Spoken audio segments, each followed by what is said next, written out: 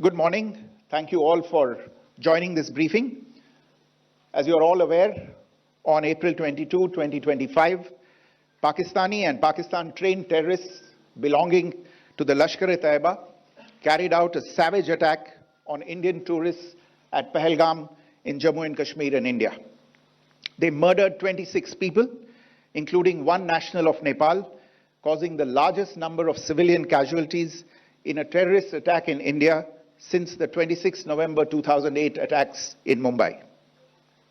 The attack in Pahalgam was marked by extreme barbarity, with the victims mostly killed with headshots from close range and in front of their families.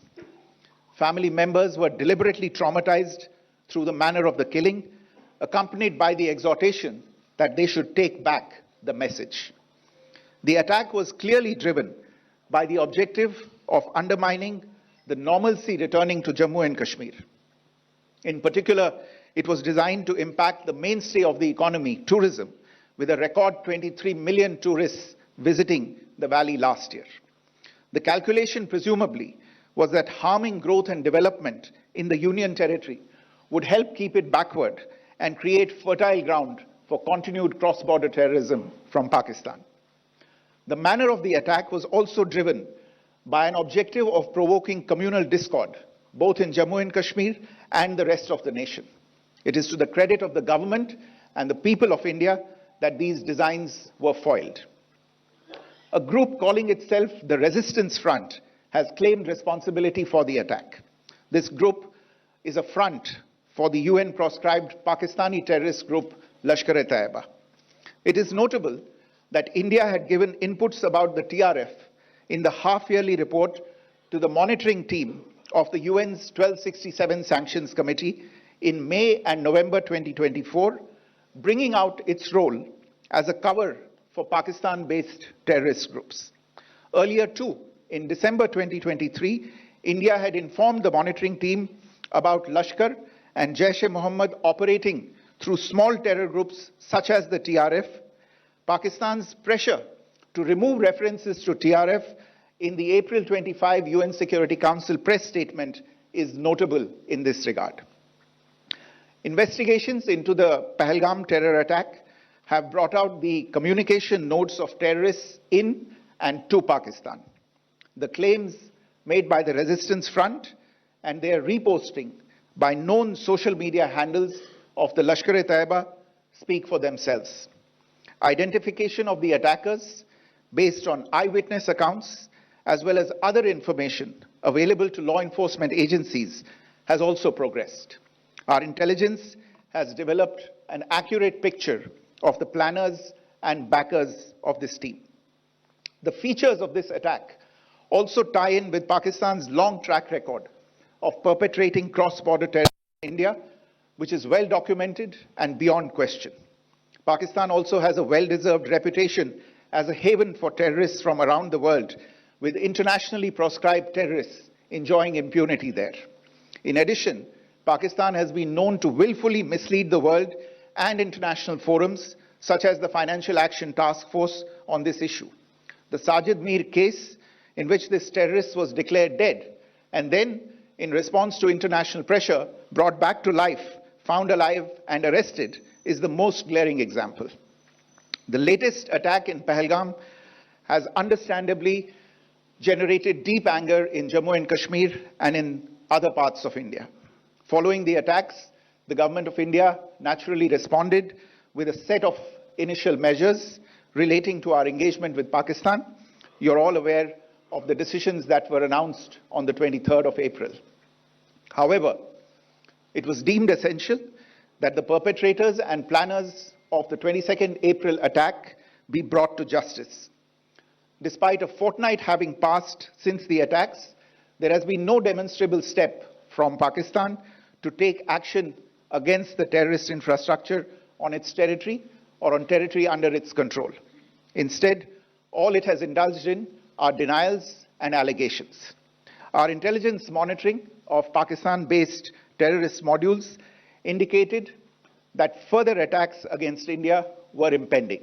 There was thus a compulsion both to deter and to preempt.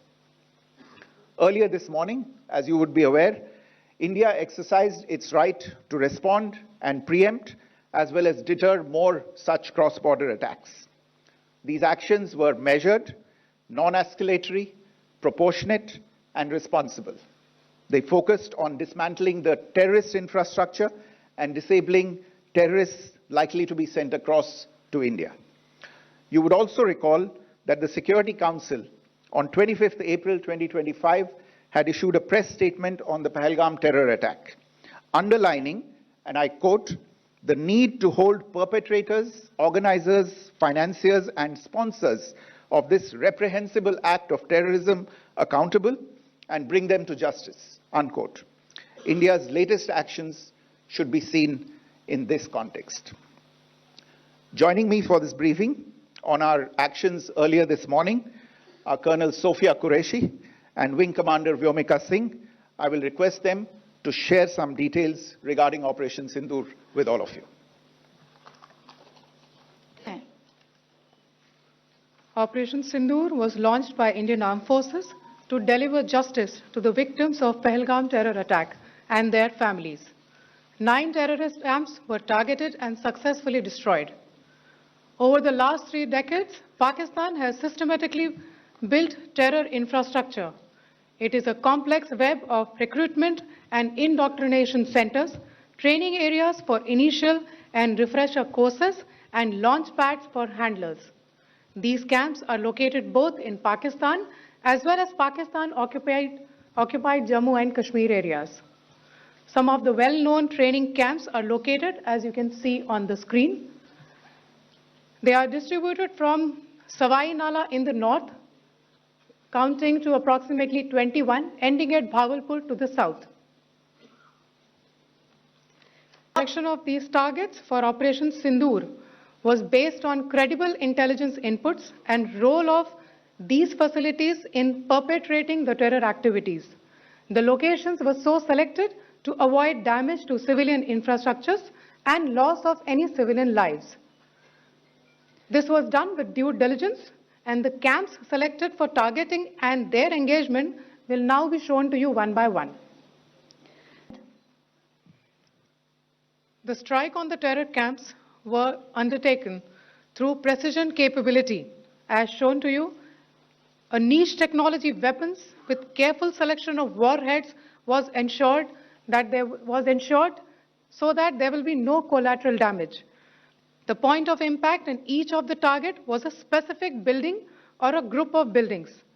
All the targets were neutralized with clinical efficiency, and the results reiterate the professionalism of the Indian Armed Forces in the planning and execution of their operations. No military establishments were targeted. India has demonstrated considerable restraint in its response. However, it must be said that the Indian Armed Forces are fully prepared to respond to Pakistani misadventures, if any, that will escalate this situation. Jai Hind, and thank you very much.